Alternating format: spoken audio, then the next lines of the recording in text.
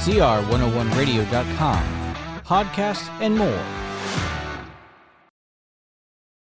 28. Is the family finished? In a study book published by the National Council of Churches in 1965, Colin W. Williams declared that, while warnings against the, quote, new morality, end quote, were important, all the same, quote, it seems equally clear that the new morality, end quote, does point to the new conditions which are forcing upon us a radical reconstruction of time-honoured attitudes, end quote. One of the things up for, quote, radical reconsideration, end quote, is the family. Quote, the family is no longer as it is pictured in the New Testament. The New Testament family is the primary institution of society, and to it the church has its primary relation, end quote. But this kind of family and its importance is gone in our modern world, forever gone. Is this true?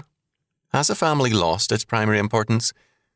Is it now, like tribal life, a thing of the past, unless we subject it to the radical reconsideration of the, quote, new morality, end quote? There are many who say that the family has lost most of its functions in the past century. The world has changed and the family is less important to it, we are told. Once women were very important to the family's economy and children also, but this is less and less true, it's claimed. A Harvard sociologist, Carle C. Zimmerman, claims otherwise. Quote, the family has its same functions, only in a different world. Family life means more now than it ever did, and we need it more, end quote. Farming is still farming, Zimmerman says, even though the farmer now uses a tractor and a truck instead of a team of mules.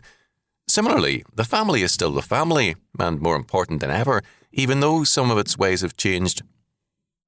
In the basic things, the family is unchanged. The duties of parents, of husband and wife, and the obligations of children remain the same. Quote, those who wish the fundamental family can get it, protect it, and have it, end quote, and most do. Moreover, the family is the primary institution of society. The fact that intellectuals neglect it does not make it any less important. The sun will not lose its importance in our lives if the university professors neglect it, and neither will the family perish because of their neglect.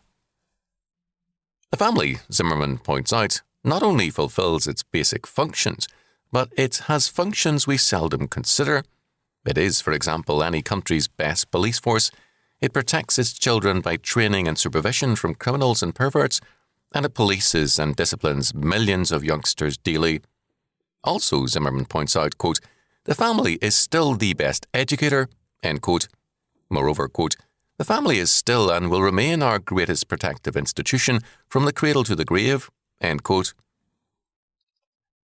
The more difficult the world gets, the more responsibilities the family assumes to protect itself in a trying world.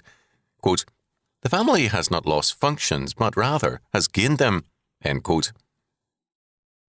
The family system is God-ordained and cannot perish. It has survived the fall of Rome, the passing of empires, world wars and civil wars, depressions and inflations, and it's still here. It is the primary institution of society. The family and marriage are more basic than church or state. God ordained marriage in Eden, and it is the only institution whose origin is in paradise, and when entered into and kept in terms of God's law, it is still man's happiest estate. It's not the family that is finished, but its critics.